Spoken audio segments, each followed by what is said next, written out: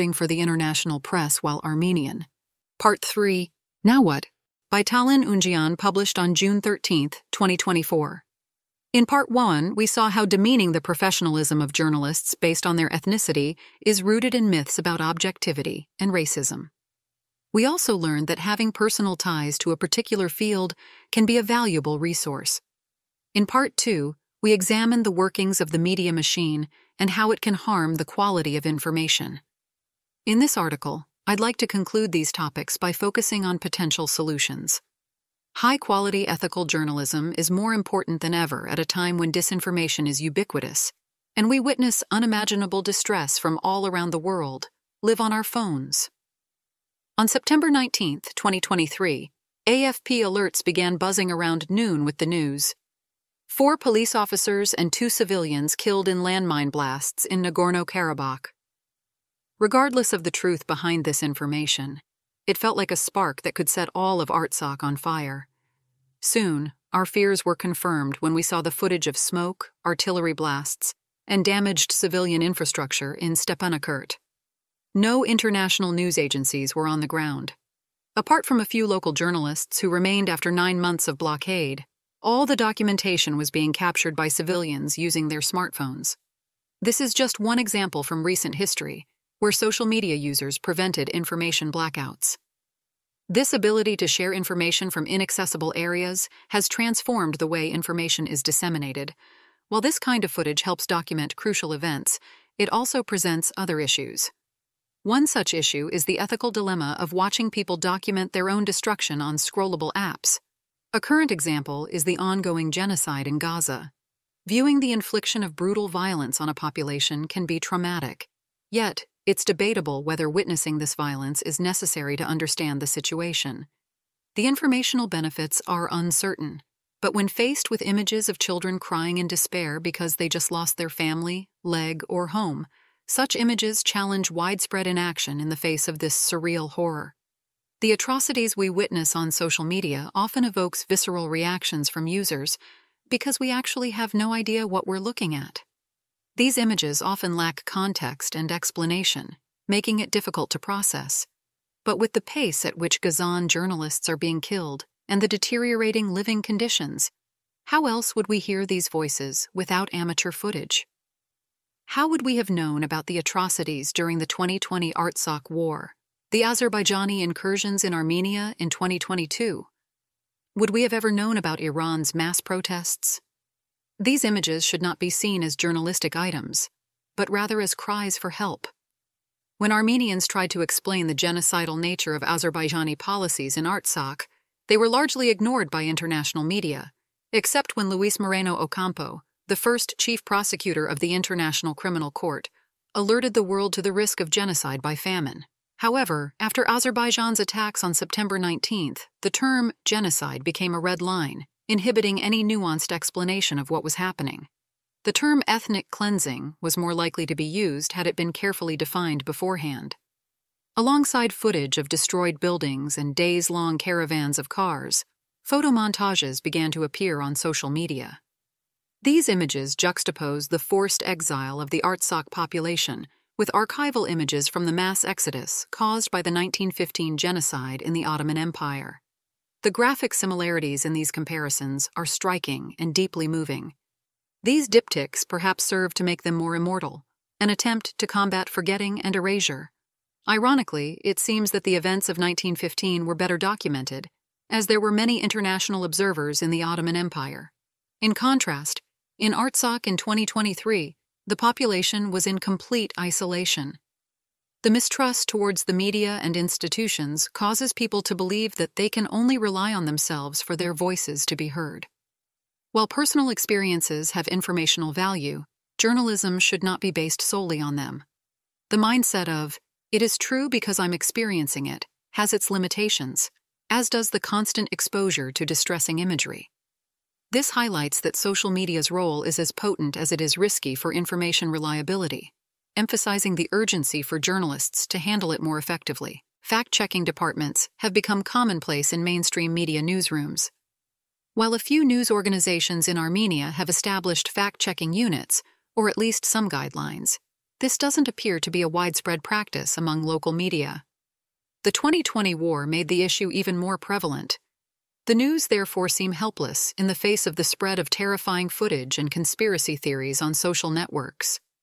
During the September 2023 attack on Artsakh, rumors of beheadings and rape spread while people were trapped in rural areas of Artsakh. Many of these stories were seemingly extracted from 2020 videos. The terror was enough. The crimes didn't need to happen twice. Without any independent team on the ground as the events were developing, there will never be proper reporting on this. More recently, Facebook groups created by Nicole Pashinyan's ruling party framed the anti-government protests as fully Russia-orchestrated. The propagation of fake news and manipulation of information have become universal problems, especially since the COVID-19 pandemic. But civilians aren't the only ones who share it, as some media outlets considered to be legitimate are guilty too. When these outlets primarily get their audience from social media, they adopt its fast pace and short formats, which can lead to significant errors. For instance, a recent post on 301 Arms stated, "Large number of military vehicles spotted in Yerevan ahead of Tavush for the homeland protest." Anyone on the ground could see the capital letters on the side of the truck saying Voskapar, police. The video's angle avoids the markings. This misleading title suggested that the government was potentially deploying the army against peaceful protesters.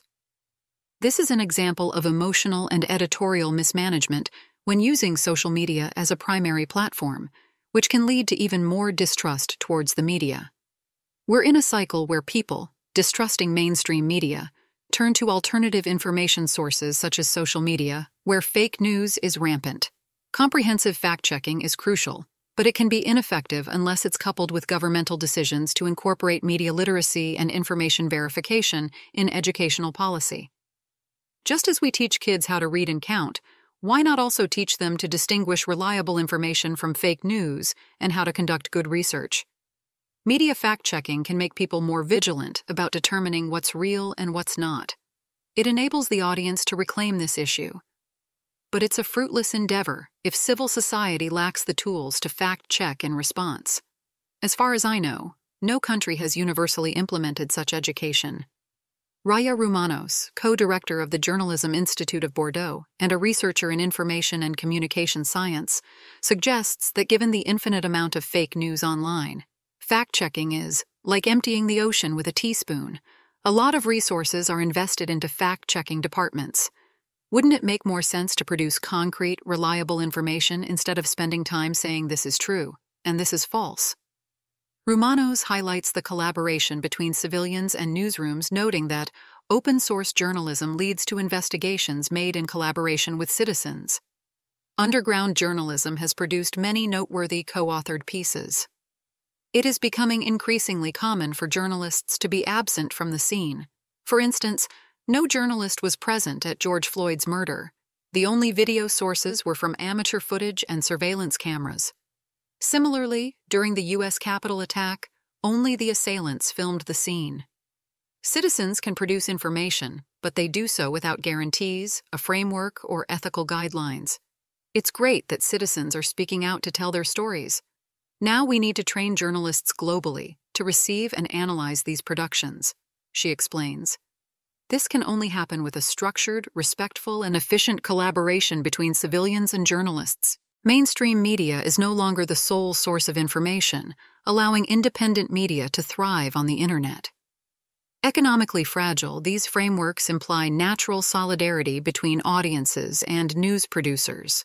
This solidarity can take forms such as donations or active participation in discussions, which can foster trust. Independent media also have the advantage of not being as limited as mainstream ones by the very short duration of their programs and articles. By sharing longer content, information is more likely to be complete and nuanced.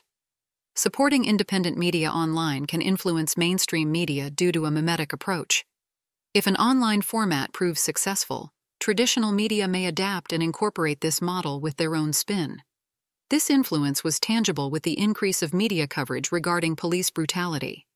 Initially, independent media largely reported these incidents. However, As mainstream news noticed the audience's interest in these topics, they began to report more on them. Despite this, not all alternative media sources are reliable, as evidenced by the instances of fake news. Rethinking the traditional top-down structure could be a first step toward reconciling journalists with the public. Co-creating media is an entirely separate process. Mainstream media could begin by dedicating a separate department to this, similar to the Observers at France 24. This show is produced using civilian photos, videos, and personal accounts from their observers around the world, verified by staff in Paris. One challenge of this model is ensuring the journalists involved do not dominate the partnership. It needs to be a co-production between equal partners. Establishing such dialogue and trust might not fit the rapid pace of 24/7 news, but that shows the value of having people on the ground. This brings us to an essential and often overlooked aspect: the need for international solidarity with local journalists. The only way to break silence is to build a network.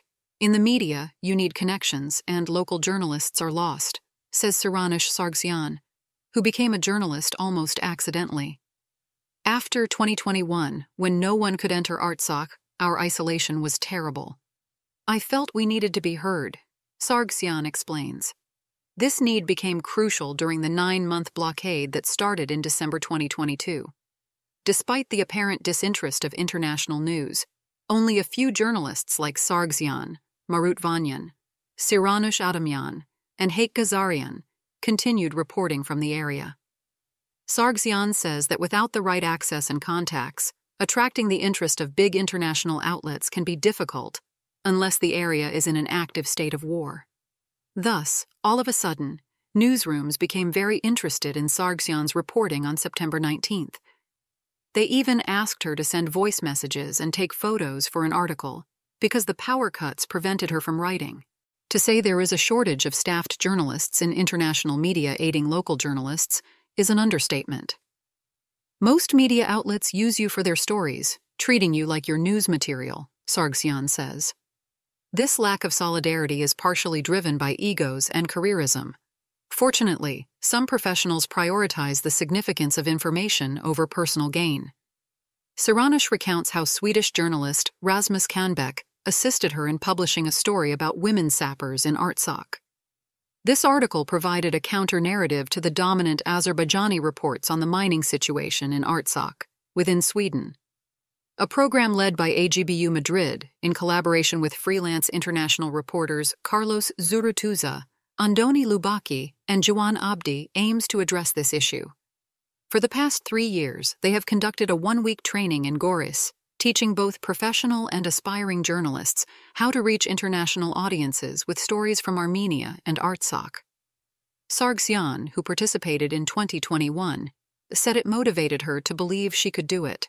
I was already writing, but I couldn't imagine that I would reach international media. Local journalists need more resources.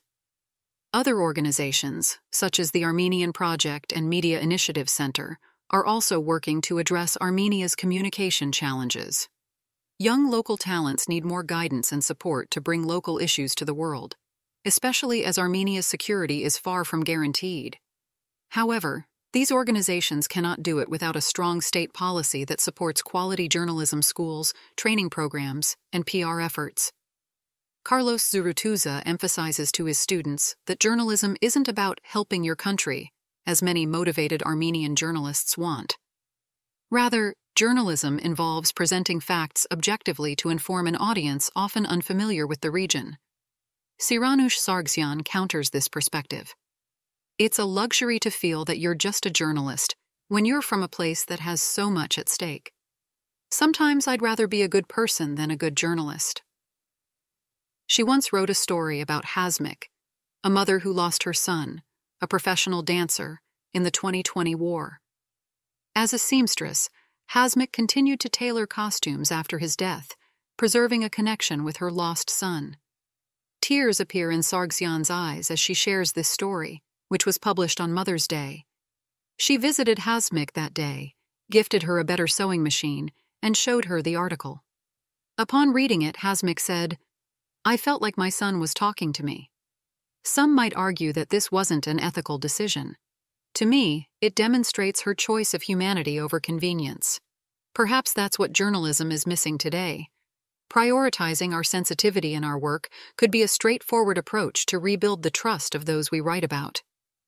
We should not be ruled by our sensitivities, but rather use them to uphold higher moral standards, inevitably leading to better content.